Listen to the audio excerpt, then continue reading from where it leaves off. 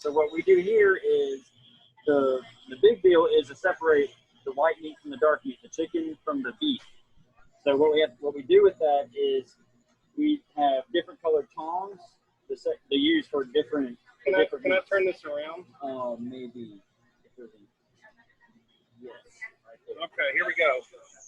So what Cable was talking about was we have these yellow tongs here, and these yellow tongs we only use for chicken, and then these red tongs here we only use for beef.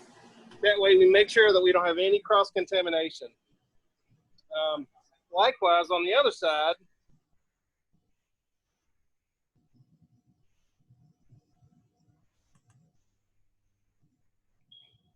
he just froze on me. Did you all freeze too? separate our foods, whatnot. Did you all get that? I think my internet may be unstable. I feel like his mice. He's probably searching on the church from there. I got you. I don't spend a whole lot of time back. Sure. I don't know. Okay. You'll probably know more than. Okay. Some other things that we do to keep our food safe. I'll switch it around here. Where's our thermocouple, Jerry? Where's our thermocouple? Or what? Thermocouple. Mm-hmm. You're talking about temperature. Yep. So one thing that we'll also do, and Caleb, why don't you take this out and temp some chicken there for us? All right, I can do that. Okay. So what we're going to do here is we're going to. What chicken do I need to do? Just choose one.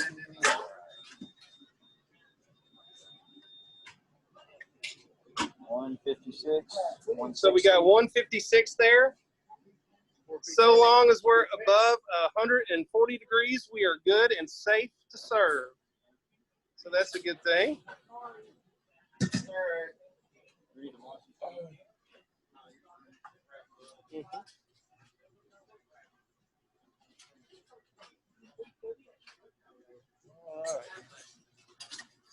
Of course, she's making a double cheeseburger here, and we noticed that she's got gloves on, so that's one thing that we do. We always make sure that we're masking and we're wearing our gloves properly. Okay. That's exactly right. So we've got our hand washing station right here that we wash our hands every single chance we get. All right. And what's the next thing, Caleb? Our next requirement is find out what conditions allow microorganisms to multiply in food, what can be done to help prevent them from growing and spreading, and how to kill them. Okay. So this is an important one right here. Let me touch on this just 1 second. Dave, do you have anybody in your troop by the name of Tom? By the name of Tom? Uh-huh. I don't think so. Okay, good. Then we won't offend anybody. Cool enough.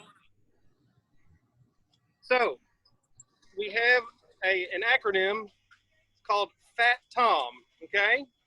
So in order for food to grow bacteria, it has to have 6 things correct in order for it to grow bacteria. So first of all, it has to have food, which is the first letter. It has to have the right acidity. So if you have, if it's got really vinegary, or if it's got a lot of lemon juice or lime juice, like in a ceviche or something like that, it's going to be safe. So you don't have to do that. The next thing is time. Bacteria has to have the right amount of time in order to grow and become harmful. The next thing is temperature. So those are the 2 T's, but it has to have the right temperature. So it has to be either, it can't be too cold and it can't be too hot. There's called a temperature danger zone, and that is between 140 degrees, between 40 and 140. Anything in between those, your food can grow bacteria and become unsafe. So temperature is a big issue. we also have to have oxygen. If you've ever dehydrated something or vacuum packed something, it'll keep it fresh because it lacks the oxygen it needs to grow bacteria. And then the last thing is moisture. It has to have a certain amount of moisture in order to grow bacteria. So if you dry beef jerky, for instance, every Boy Scout loves beef jerky, right? So beef jerky is safe at room temperature because it's dried out. So Fat Tom is the acronym for the 6 things that allow food to grow bacteria. So that's pretty important. If you remember Fat Tom, then you'll have it whooped. And we can probably show them where the food is stored. Okay. And how we maintain those temperatures and moistures. Yeah, in the freezer? Yes. Okay, I'll follow you. All right. Freezer there for the cakes and ice cream. Yeah, that's where we keep our cakes and ice cream frozen. This is where we keep our non-food supplies, cups,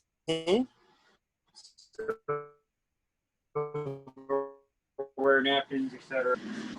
Of course, you can see the thermometer right there on the outside of that. This is just the cooler, the refrigerator part. That doesn't eggs, our milks, and our ranch, and even the hot dog buns and stuff like that down here. But in the freezer part is where we keep our, usually the meat, like our hamburger patties, our ice cream cakes, because they're ice cream, and all our novelty items as well.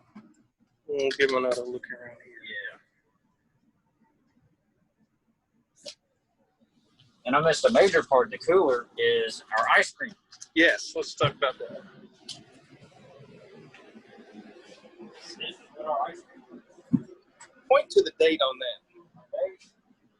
February 2nd. February 2nd. So all of our products are dated so that we can make sure that we get everything used before it's spoiled. All right. We turn those bags, we plug them into the machine, put hoses into it, and change them, and that's what spits out our soft serve. That's so good. All right.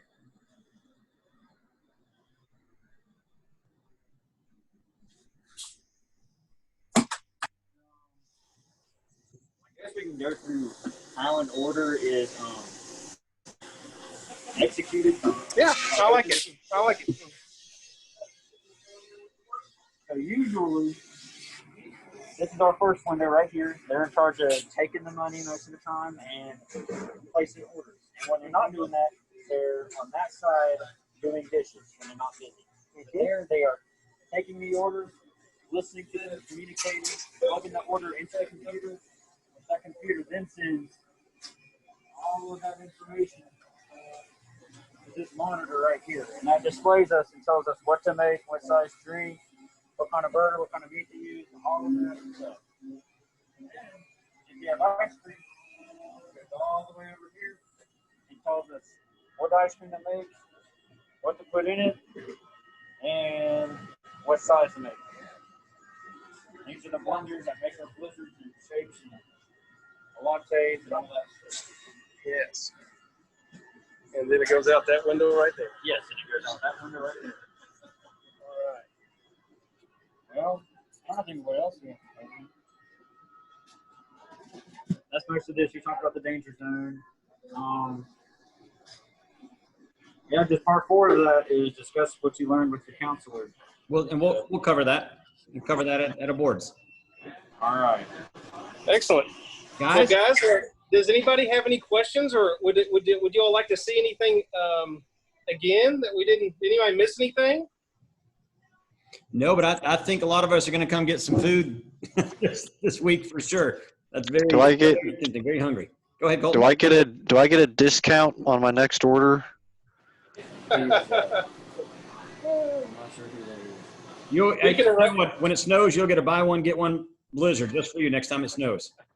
Yeah, there you go. That's your discount code. Well, you all come up, I'll give you a discount. I'm not very good at saying no to Boy Scouts. I'm not going to say no to anything. Very good. Guys, thank you so much. Does anyone else have any other questions? We'll let them get back to work. I sure appreciate them giving us a little bit of time. That was exactly what we needed to see. It was very thorough, very informative, well prepared, except for Caleb's phone battery.